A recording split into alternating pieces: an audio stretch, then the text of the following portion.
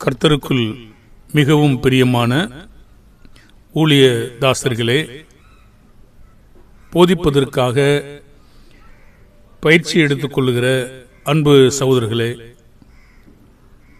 தேவன் உங்களுக்கு கொடுத்திருக்கிற நல்ல விசுவாசத்திற்காகவும் நம்பிக்கைக்காகவும் உங்களை நாங்கள் மூப்பர்கள் சார்பாக உங்களை பாராட்டுகிறோம். நீங்கள் வெகுவாய் வளர்ந்து வருகிறீர்கள்.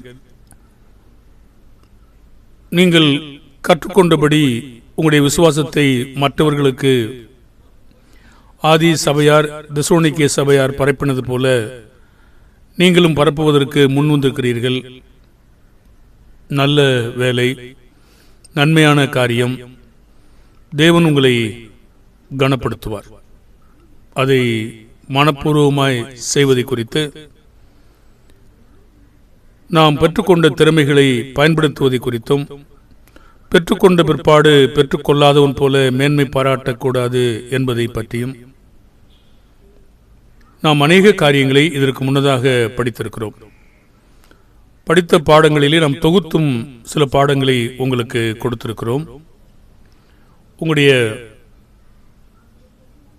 ஆர்வத்தை நான் வெகுவாய் மெச்சுகிறேன். பிதாக தேவன் உங்களுடைய வாஞ்சையும் விருப்பத்தையும் செய்கையும் இன்னும் பலமாய் உங்களுக்குள் உண்டாக்கும்படி நாங்கள் தொடர்ந்து உங்களுக்காக எங்களுடைய வேண்டுதலில் நினைத்து கொண்டிருக்கிறோம்.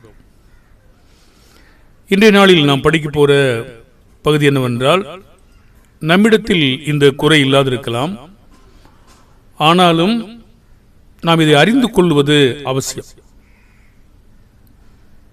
ஏன் அறிந்து கொள்ள வேண்டும் என்றால், நாம் போதிக்கிற ஒவ்வொரு வார்த்தைகளை குறித்து, கேட்கிற மக்களை குறித்தும் என்ன தேவன் உணர்ந்து கொள்ளை தந்திருக்கிறார், அவர்கள் என்ன புரிந்திருக்கிறார்கள், என்ன பக்தி விரித்து அடைந்திருக்கிறார்கள், அவர்கள் உணர்ந்து கொண்டது மெய்யாக இருக்கிறதா இல்லை வீணாக போகிறதா, இதெல்லாம் கூட நம்ம கவனிக்க தவறிவிடக்கூடாது என்பதை நாம் படித்திருக்கிறோம் முன்னமே.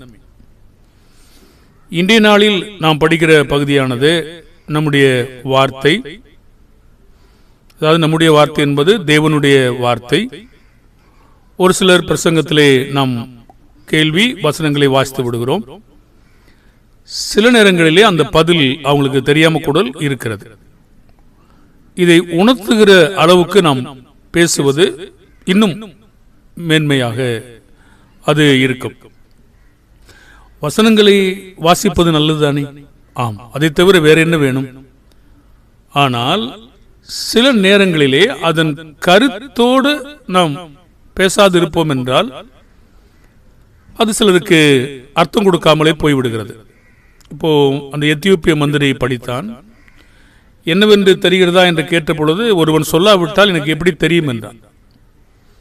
அதே நீங்க எபிரேயரில் படிக்கும் போது ஒருவனும் உங்களுக்கு போதிக்க வேண்டியதில்லை என்று சொல்லுகிற அந்த கருத்தின் ஓட்டம் வேறு வகையாய் பேசப்படுகிறது.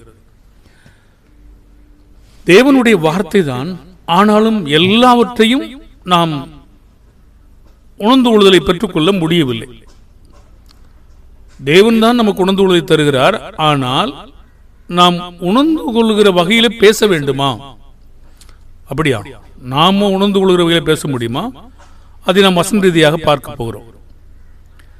அடுத்து, விளங்காத ஒரு பேச்சு இருக்கும் என்றால் அதை பற்றி என்ன, உச்சரிப்பு அதை பற்றி என்ன, தெளிவாய் பேசுவதை பற்றி என்ன, இதெல்லாம் கூட நம்ம கொஞ்சம் படிக்க போறோம். அதே நேரங்களிலே மனிதனை தேவன் படைக்கும் போது ஒருவனை ஊமையனாக படைத்திருக்கிறார், ஒருவனை மந்த நாவாக படைத்திருக்கிறார், சிருஷ்டித்திருக்கிறார், ஒருவனை திக்குவாயாக சிருஷ்டித்திருக்கிறார், ஒருவனை திற்றுவாயாக சிருஷ்டித்திருக்கிறார். இதை பற்றி நாம் பேசுகிறோமா? அல்ல. தேவன் அவனுக்கு என்ன கொடுத்திருக்கிறாரோ அதை வச்சு அவன் சிறப்பாய் செய்ய முடியும். அதுக்கு அதை நம் மாற்றாக எதுவுமே பேசவில்லை.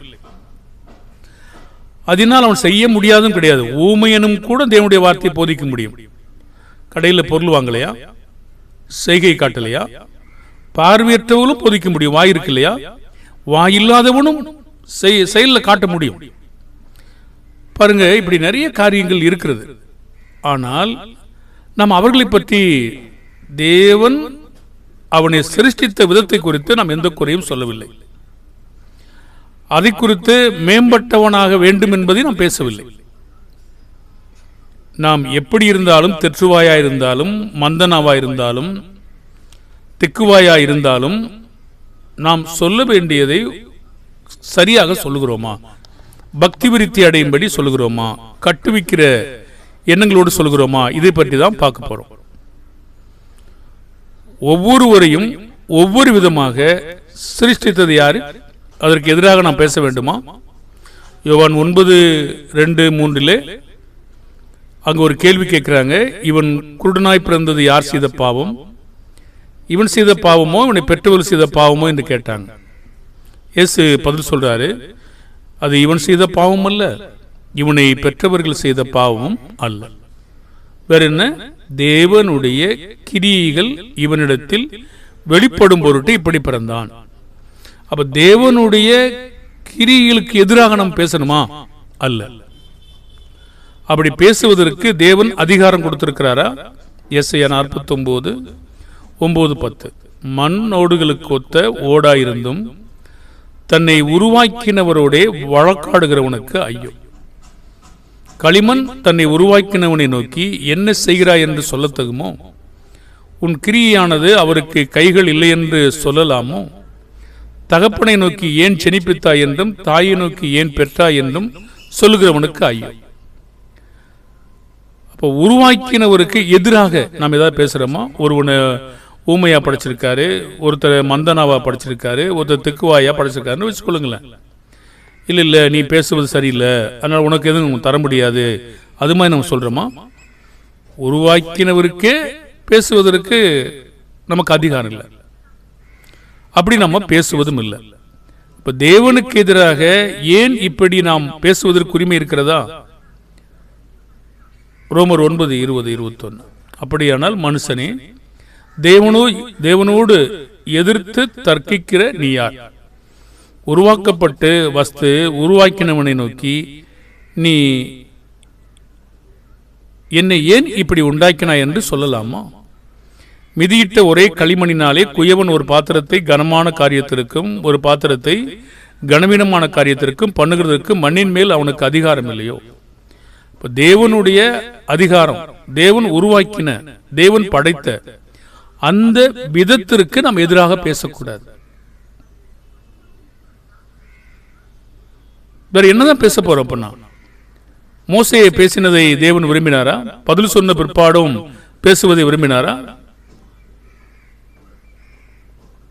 மோசே இருக்கார் இல்லையா, மோசே தேவன்கிட்ட பேசினதை தேவன் ஏற்றுக்கொண்டாரா? இப்ப தேவனுக்கு மோசே எப்படி இருக்காருன்னு தேவனுக்கு தெரியுமா? அவர் தான் சொல்றார். அவர் சொல்றாரு, நான் திக்குவாயும் மந்தனாவும் அப்படின்றாரு. அவர் சொல்றாரு, வாயை நான் தான் உண்டாக்குனேன், ஊமையை நான் தான் உண்டாக்குனேன், செவிடனையும் பார்வை உள்ளவனையும் குருடனையும் நான் தான் உண்டாக்கினேன். அப்படி சொல்லும் போது அது சொன்னாலே போதும். அதையும் தாண்டி என்ன சொல்றாரு? நீ போ, உன் வாயோடு இருந்து நீ பேச வேண்டியதை உனக்கு போதிப்பேன்னு சொன்னார். அது போதுமானதா இருக்கா? நாம கூட இந்த நிலையில இருந்தா இப்படிதான் பேசியிருக்கோம்.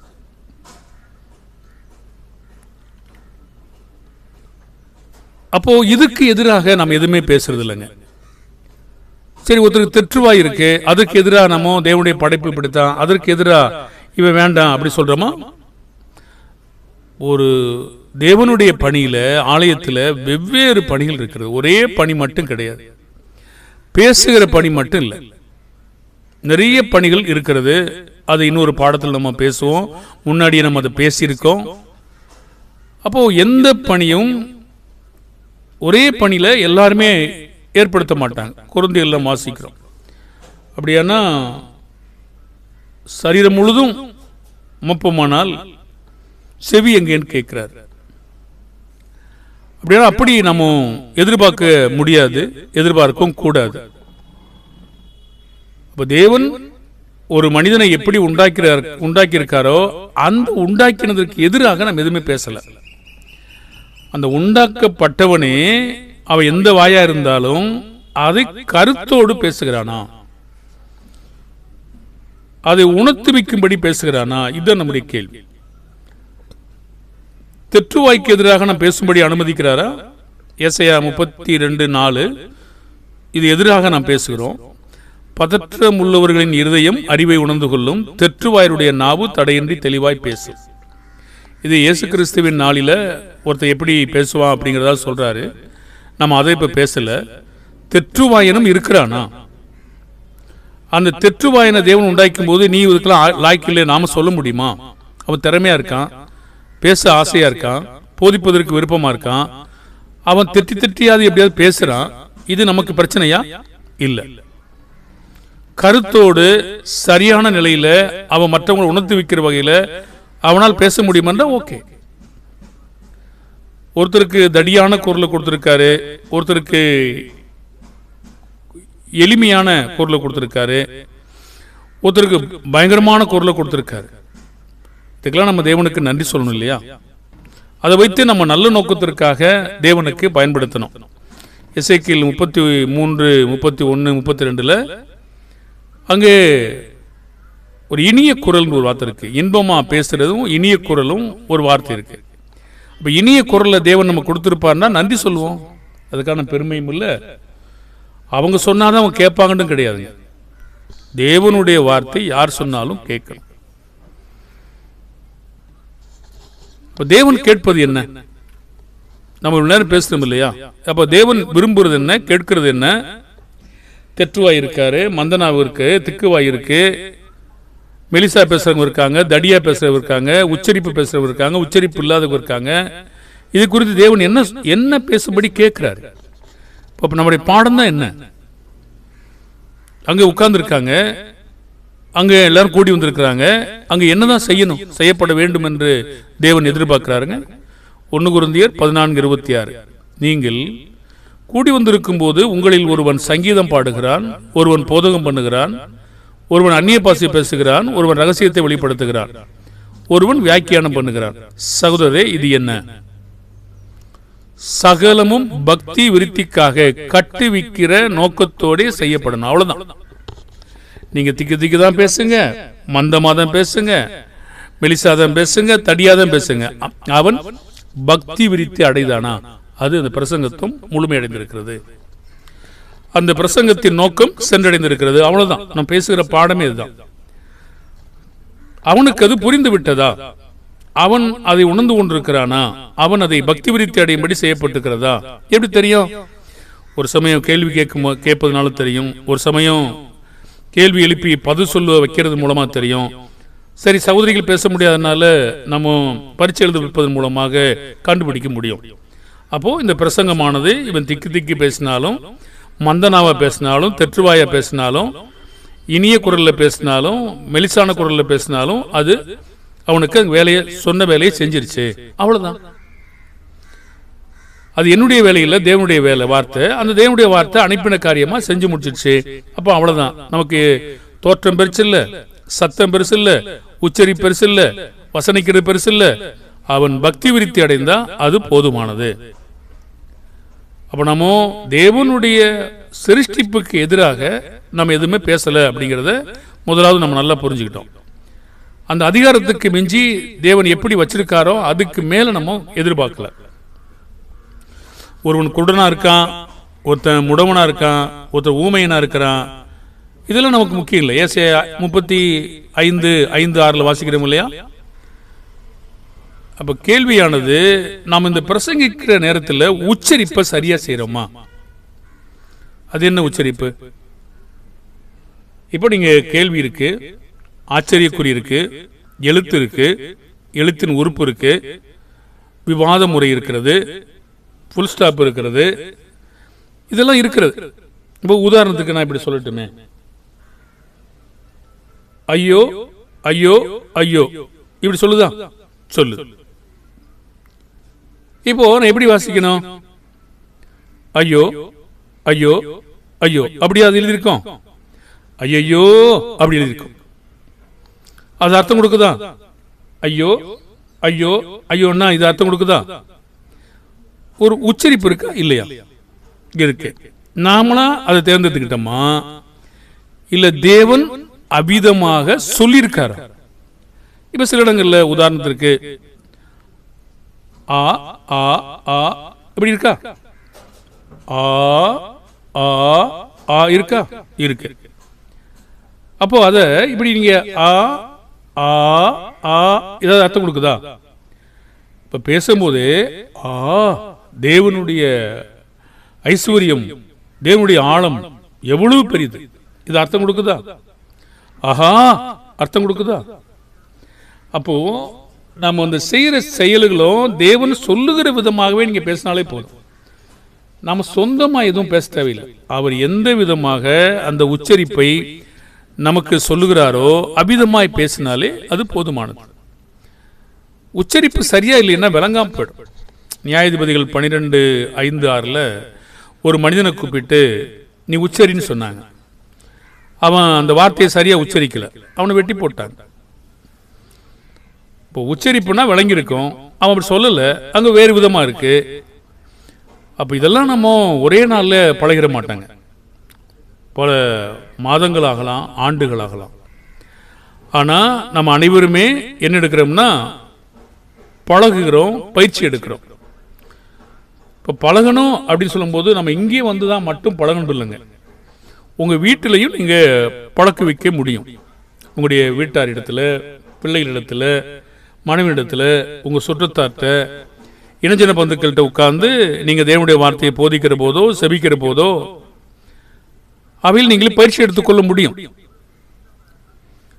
எபிரேயர் 5:13-14 பாலுங்கிறவன் குழந்தையா இருக்கிறபடியினாலே நீதியின் வசனத்திலே பழக்கம் இல்லாதவனாய் இருக்கிறார். பழமான ஆகாரமானது நன்மை தீமை இன்னதென்று பயிற்சியினாலே பகுத்தறியத்தக்கதாக முயற்சி செய்யும் ஞானோந்திரியங்களை உடையவர்களாகிய பூரண வயதுள்ளவர்களுக்கே தகும். அப்போ பயிற்சியினால் பகுத்தறியத்தக்க முயற்சி செய்யும் பழக்கம் இல்லாதவனாய் இருக்கிறான். அப்போ பழகணும், பயிற்சி எடுக்கணும், பகுத்தறிந்து பார்க்கணும், முயற்சி செய்யணும். பிறகுதான் நம்ம பூர்ணத்துக்கு வளருவோம். இத்தனை நாம் செய்யாமவே இருந்தோம்னா நம்ம எதை பழகுவோம்? அப்ப செய்வது என்பது பெரும்பாலும் நம்முடைய நினைவுகள்ல எப்படி இருக்குன்னா இங்கேதான் செய்யணும் அப்படின்னு நினைக்கிறோம். நல்லது, அந்த யோசனை நல்லதுதான். ஆனாலும் நமக்கு இருக்கிறது, நம்ம வீடுகளில் நம்ம காலில் எழுந்திருக்கலாம், பிள்ளைகளுக்கு வசனங்களை படித்து காட்ட முடியும், குடும்பமாக உட்கார வச்சு ஒரு ஸ்டடி பண்ண முடியும், ஒரு 10 நிமிஷம் 5 நிமிடங்கள் நம்ம பேச முடியும், பாடல் பாட முடியும், பழக முடியும். இதை பழக முடியும், முயற்சி செய்யணும், பயிற்சி எடுக்கணும், பகுத்தறிந்து பார்க்கணும். பிறகுதான் நமக்கு அப்படியே வரும். தேவன் தான் தர்றாரு, தேவன் தான் அதையும் செய்ய சொல்லியிருக்காரு. பாருங்க, தேவன் சும்மா இருந்தா உங்களுக்கு என்ன தருவாரு? பழகுனாதான் நீங்கள் வாஞ்சியா இருக்கீங்கன்னு சொல்லி உங்களுக்கு தர்றதுக்கு அவர் தீவிரிக்கிறார். மூடனுக்கு ஞானம் எட்டாத உயரமா இருக்கு, அந்த ஞானம் தூக்கி அவனுக்கு கொடுத்துருவனே என்ன? அவனுக்கு விருப்பமே இல்லை. அவனுக்கு இப்ப விருப்பம் இல்லாத ஒருவனுக்கு உன்னை கொடுத்தா அதை பத்தி என்ன தெரியும்? அவனுக்கு அற்பமா யோசிப்பான். பாருங்க, அப்போ விருப்பமான ஒருவங்களுக்கு நம்ம கொடுக்கறதுல ஆர்வமா இருக்கிறார் தேவன். கேட்கிறவங்களுக்கு கொடுக்க ஆர்வமா இருக்காரு. இப்படிப்பட்ட மக்களை நம்ம என்ன செய்யணும்னா பழகணும். எதை நாம் பழகினோமோ அதை நாம் பயிற்சியினாலே வைத்துக் கொள்ளாமல் அதை விட்டுட்டு மற்றதை பழகினா முன்பு பழகினதுக்கு என்ன நடக்கும் உங்களுக்கு தெரியும், அது மறந்து போகும். கருத்து, எதை பழக்கத்திற்கு கொண்டு வர்றோமோ அது பழக்கப்பட்டதாகவே வந்ததா. இப்ப நல்லதை பழகல, தீமையானது தெரிந்து கொண்டேன், நல்லதை விட்டுட்டேன், நீதியானதை விட்டுட்டேன். அப்போ அந்த பழக்கம் என்ன ஆயிடும்? இது மறந்து நான் தவறானதை தெரிந்து கொண்ட பிற்பாடு அது என்னுடைய பழக்கத்தில் வந்துடும். உதாரணமாக நெகேமியா 13:23-24 இஸ்ரவேல் ஜனங்கள் இருக்காங்க. தேவன் புறஜாதிகளோடு உடன்படிக்கை பண்ணவோ அவங்களோட இணைந்து போறதோ கூடாதுன்னு சொல்லியிருந்தார். ஆனா அவங்க என்ன செய்தாங்கன்னா அஸ்தோத்து, அம்மோனு, மோவாப் ஜாதிகளான ஸ்திரீகளை சேர்த்துக்கொண்டு சில யூதரையும் அந்நாட்களில் நெகேமியா கண்டுபிடிச்சார். அவங்க என்ன செய்தாங்கன்னா அவங்க பிள்ளைகள் பேசின பேச்சில் பாதி அஸ்தோத் பாசையா இருந்தது. இவர்கள் அந்தந்த ஜாதிகளின் பாசையை தவிர யூத பாசையை திட்டமா பேச அறியாதுட்டாங்க. என்னாச்சு? மறந்துட்டாங்க. கருத்து, நம்ம தெரிந்து கொள்ளுதல் தேவனுடையதை மாத்திரம் நாம் வைத்திருக்கிற பொழுது தேவன் அதை நமக்கு தெளிவா தர்றார்.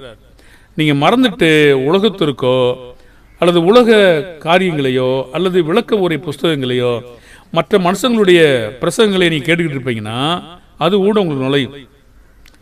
இது தள்ளி விட்டோம். ஏன்னா இதுல ரொம்ப ஆர்வமா நீங்க இருப்பீங்க இல்லையா? சிலர் நம்ம அப்படி பார்க்க முடியுது.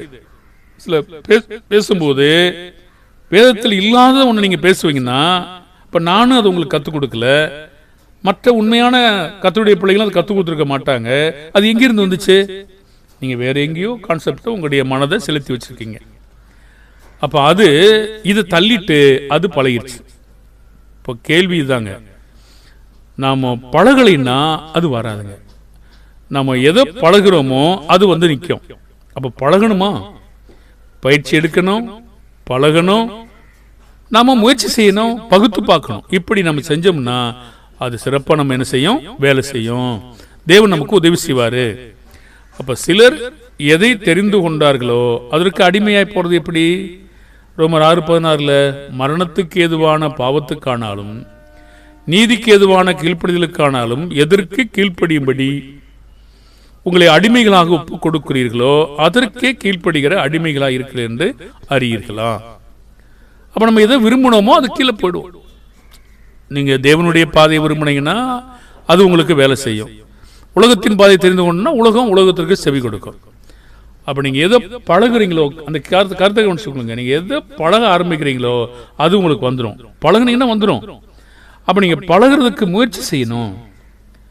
இயேசுவானவருக்கு இதே வழிமுறை தாங்க. லூக்கா 2:52 நம்ம படிச்சிருக்கிறோம். இயேசுவானவர் ஞானத்திலும் வளர்த்தியிலும் தேவ கிருபையிலும் மனுஷர் தயலிலும் அதிகமாய் விருத்தி அடைந்தார். அப்ப எப்படி இதெல்லாம் கற்றுக்கொண்டாரு? எபிரேயர் 5:8 அவர் குமாரனா இருந்தும் பட்ட பாடுகளினாலே கீழ்ப்படிதலை கற்றுக்கொண்டு. அப்ப நமக்கு இதை பழகினீங்கன்னா இது உங்களுக்கு என்ன செய்யறோம்? பாடி பழகலாம், வாசித்து பழகணும், பேசி பழகணும், பிரசங்கித்து பழகணும், செபித்து பழகணும், செய்கையில பழகணும், கீழ்ப்படிந்து பழகணும். இதெல்லாம் நம்ம பழக்கமாவே கொண்டு வரணும். பாருங்க, அதை மனப்பூர்வமா நீங்க எடுத்துக்கணும். அந்த நேரங்களை வேற எதுக்கும் நீங்க தொடர்பு கொடுக்க கூடாது. அப்படி எடுக்கும் பொழுது நீங்க நல்ல பயிற்சியில முன்னேற முடியும். இப்ப பவுலை பார்த்து கொரிந்தியர் என்ன சொன்னாங்க? 2 கொரிந்தியர் 10:10 அவனுடைய நிருபங்கள் பார யோசனையும் பலம் உள்ளவைகள், சரீரத்தின் தோற்றமும் பலவீனமும், வசனம் அற்பமா இருக்குன்னாங்க. மனுஷங்க இப்படி பார்க்கலாம். அதுக்காக நீங்க ஏதாவது கதை சொல்லுவீங்களா? தந்திரமா பேச ஆரம்பிப்பீங்களா? கட்டுவிக்காத ஒன்றை நீங்கள் பேச ஆரம்பிப்பீங்களா? கருத்து தாங்க. எந்த நீங்க எப்படிப்பட்ட மனுஷனா இருந்தாலும் சரி, எப்படிப்பட்ட வாயா இருந்தாலும் சரி, எப்படிப்பட்ட பேச்சா இருந்தாலும் சரி, அவன் கட்டுவிக்கப்பட்டானா அவ்வளவுதான் முடிஞ்சு. காரியம் சரி. தேவனுடைய கேள்வி எதை நோக்கி இருக்கு பாருங்க. நம்ம பாடத்தை முடிக்கிற தருவாயில இருக்கிறோம். இந்த பாடத்தினுடைய கேள்வியும் தேவனுடைய கேள்வியும் எதை நோக்கி இருக்கு என்று சொல்லார். நம்ம பாடத்தை தேவன் எந்த கேள்வியோடு முடிக்கிறாரோ அதே கேள்விக்கு நம்ம வர்றோம். 1 கொரிந்தியர் 14, 15, 16, 17 இப்படி இருக்க செய்ய வேண்டுவது என்ன? நான் ஆவியோடும் பாடுவேன், ஆவியோடும் விண்ணப்பம் பண்ணுவேன், கருத்தோடும் விண்ணப்பம் பண்ணுவேன். நான் ஆவியோடும் பாடுவேன், கருத்தோடும் பாடுவேன். இல்லாவிட்டால் நீ ஆவியோடு ஸ்தோத்திரம் பண்ணும்போது கல்லாதவன் உன் ஸ்தோத்திரத்துக்கு ஆமேன் என்று எப்படி சொல்லுவான்? நீ பேசுகிறது இன்னதென்று அவன் அறியானே. கருத்தோடு நம்ம செய்யாவிட்டால் அது என்ன அப்படின்னு அவனுக்கு அறிந்திருக்கானா அறியலையா? அறியானே.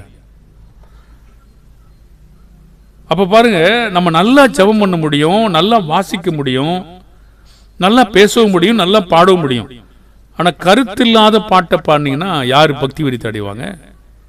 கருத்தில்லாத ஜபத்தை பண்ணீங்கன்னா யாரு பக்தி விருத்தி அடைவாங்க? ஒரு கருத்தில்லாத ஜபம் பண்ண முடியுமா? சரி, கருத்தோடு நீங்க தேவனுடைய வார்த்தைகளையும் வாசித்து உச்சரிப்போடு செய்யலினா யாராவது பக்தி விருத்தி அடைவாங்களா? பாருங்க, சொல்றாரு 14:17 நீ நன்றாய் ஸ்தோத்திரம் பண்ணுகிறாய். நன்றாய்னா பொய்யா சொல்றாரா? இல்ல அவனை வஞ்சகமா புகழ்றாரா? அவன் ஸ்தோத்திரம் பண்ண சரிதாங்க, ஜெபம் பண்ண சரிதான். ஆனா யார் பக்தி விருத்தி அடையலையே. அப்ப என்ன சொல்லியிருப்பாரு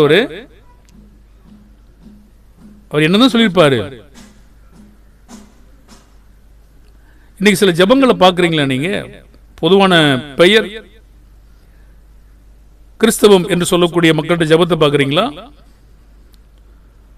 அவங்க என்ன பக்தி விருத்தி தேடுவாங்க, என்ன ஜெபம் பண்ணாங்க? ஆமென் ஆமென், நன்றி நன்றி, இதே திரும்ப திரும்ப க்ளோரி க்ளோரி, தேங்க்யூ தேங்க்யூ, இதே மாறி மாறி சொல்லிட்டே இருப்பாங்க. ரொம்ப நேரம் சொல்லிட்டு இருப்பாங்க. ஓ ஷரபர அது சொல்லிட்டு இருப்பாங்க. என்ன என்ன பக்தி விருத்தி அடைவாங்க? இல்ல இந்த வார்த்தையெல்லாம் கெட்டதாங்க. நன்றி, தேங்க்யூ, க்ளோரி, மகிமை, ஹல்லேலூயா, ஆமென், இதெல்லாம் கெட்ட வார்த்தையா? சரி, என்ன சொல்ல வந்தீங்க? நீங்க என்ன பேசுறீங்க? என்ன ஜெபம் பண்ணீங்க? பாருங்க, அது நன்றா தான் இருக்கிறது. ஆனா பக்தி விருத்தி அடைகிற மாதிரி ஒரு வார்த்தை இல்லையே. அப்ப கருத்தோட நம்ம வேலை செய்யணும். இப்ப கருத்தோட போதிப்பதை தேவன் எதிர்பார்க்கிறாரா? யாத்திராகமம் 12:25-27 வரைக்கும், கர்த்தர் உங்களுக்கு தாம் சொன்னபடி கொடுக்க போகிற தேசத்தில் நீங்கள் போய் சேரும்போது இந்த ஆராதனையை கை கொள்ள கடவீர்கள். அப்பொழுது உங்கள் பிள்ளைகள் இந்த ஆராதனையின் கருத்து என்ன என்று உங்களை கேட்டால், இது கர்த்தருடைய பஸ்காவாகிய பலி. அவர் எகிப்தியரை அதம் பண்ணி நம்முடைய வீடுகளை தப்ப பண்ணின போது எகிப்திலிருந்து இஸ்ரவேலர் புத்திரருடைய வீடுகளை கடந்து போனார் என்று நீங்கள் சொல்ல வேண்டும். இது கருத்து. ஜனங்கள் தலை வணங்கி பணிந்து கொள்வாங்க. அப்போ ஆராதனையின் கருத்து. அப்ப ஆராதனை சொல்லும்போது என்ன சொல்றாங்க? ஏதோ ஒரு இசைக்கருவி சத்தமா தான், பெரிய சவுண்டா இருக்கு.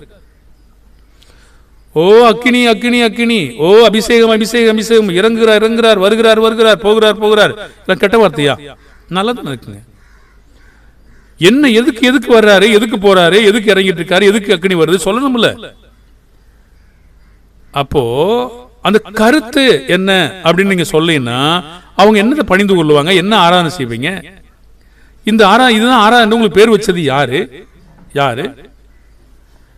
கருத்தோடு பேசுவதற்கு ஒப்பீடாக எதை காட்டார்? ஒருத்தன் கருத்தோடு பேசணும், வித்தியாசம் காட்டணும், வார்த்தையில, படிக்கிறதுல, பேசுவதில், உச்சரிப்புல அவன் எல்லாத்தையும் தெளிவா காட்டணுங்கிறதுல என்ன காட்டுறாரு பாருங்க. இதுக்கு முன்னாடி உயிரில்லாத வாத்திய கருவிகள் இருந்தது. அந்த கருவியில ஒரு தொனி வித்தியாசங்கள் காட்டும்படி வச்சிருக்காரு. அப்படியே புல்லாங்குழல், சுரமண்டலம் 1 Corinthians 14:7-8, அப்படியே புல்லாங்குழல், சுரமண்டலம் முதலாகிய சத்தமிடுகிற உயிரில்லாத வாத்தியங்கள் தொனிகளில் வித்தியாசம் காட்டாவிட்டால் குழலாலே ஊதப்படுகிறதும் சுரமண்டலத்தாலே வாசிக்கப்படுகிறதும் இன்னதென்று எப்படி தெரியும்? அந்தபடி எக்காலமும் விளங்காத சத்தமிட்டால் எவன் யுத்தத்திற்கு ஆயத்தம் பண்ணுவான்? இப்ப நம்ம ஊர்ல சாவு மேளமும் கல்யாண மேளமும் ஒண்ணுமா தான் இருக்குமான்னு தெரியல எனக்கு. பாருங்க, அப்படியானால் எல்லாத்துக்கும் அவங்க வித்தியாசம் வச்சிருப்பாங்க கண்டிப்பா. ஒருவேளை நாம கவனிக்காம வந்திருக்கலாம். அப்புறம் இது கல்யாண மேளம், இது சாவு மேளம், இது கச்சேரி மேளம், இப்படிங்கிற ஒரு வித்தியாசம் இருக்குமா? இருக்காதா? ஒரே கருவிதான், வித்தியாசமான தொனிகள் அங்கே காட்டுகிற ஒரு காரியமானது அங்கே இருக்கிறது. சொல்றாரு பாருங்க, புல்லாங்குழல், சுரமண்டலம் முதலாய் சத்தமிடுகிற உயிரில்லாத வாத்தியங்கள் தொனிகளில் வித்தியாசம் காட்டாவிட்டால். அப்ப அந்த தொனிகளை நம்ம காட்டணுமா வேண்டாமா? பிள்ளைங்கள்ட்ட நீங்க தொனி கூட காட்ட வேண்டாங்க. உங்க முகத்தை மாத்தினாலே பிள்ளைகள் புரிஞ்சுக்கிறாங்க. ஓ கோபமா இருக்காங்க, கிட்ட வரக்கூடாது அப்படின்னு புரிஞ்சுக்கிறது. வார்த்தைகள் வித்தியாசம் காட்டலைன்னா குழலால நம்ம ஊதுறது சுரமண்டலத்தால வாசிக்கப்படுகிறதும் இன்னது தான் எப்படி தெரியும்?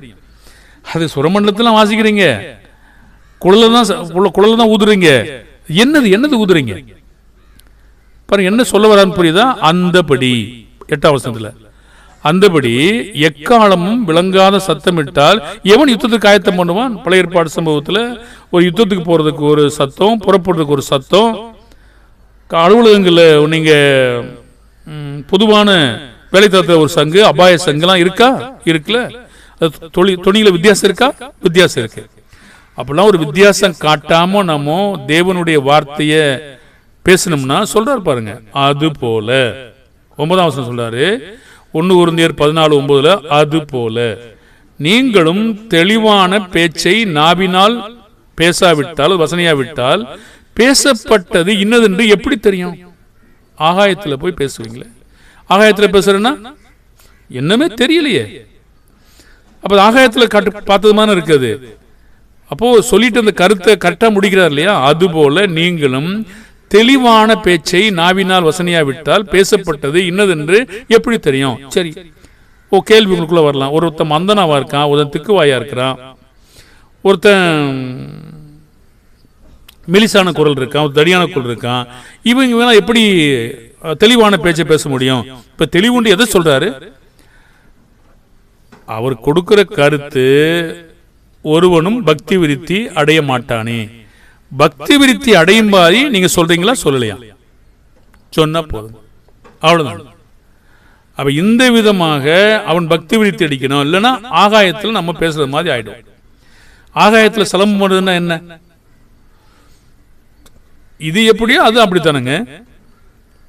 1 9 26 27 இருக்கு இல்லையா? இப்ப நான் பிரசங்கம் பண்றேன், நான் என் சரீரத்தை ஓடி கீழ்படுத்தல, ஆனா நான் என்ன செய்யறேன்னா நிச்சயம் இல்லாம ஓடிட்டு இருக்கேன். அப்ப ஆகாயத்தில் அடிக்கிறவனாக சிலம்பம் பண்ணிட்டு இருக்கேன். யாருக்கு என்ன பிரயோஜனம்? அங்கே போய் அடிச்சா என்ன பிரயோஜனங்க? ஒரு பிரயோஜனம் இல்லையே.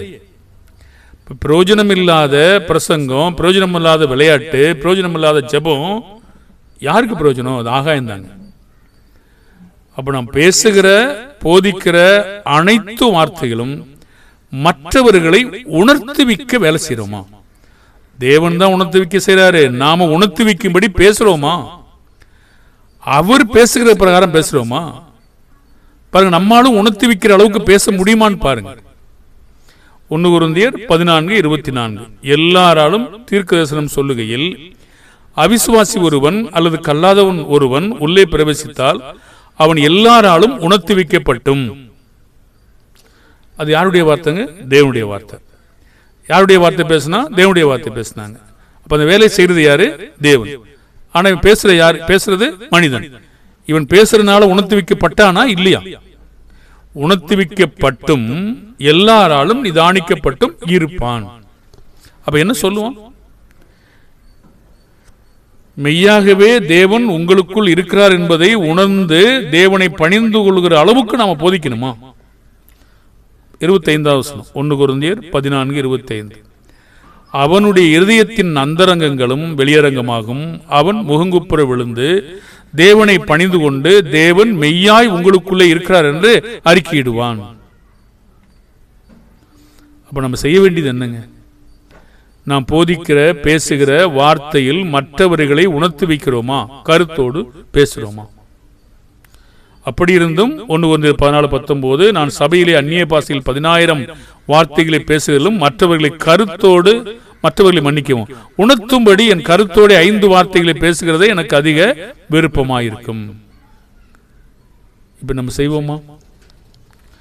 இல்லை எனக்கு மந்தனாவு இருக்கு, எனக்கு திக்குவாய் இருக்கு, எனக்கு கீச்சு குரல் இருக்கு, எனக்கு தடி குரல் இருக்கு, இது நம்ம சொல்லிட்டு போமா? அது தேவன் பொருட்டா என்றாரா?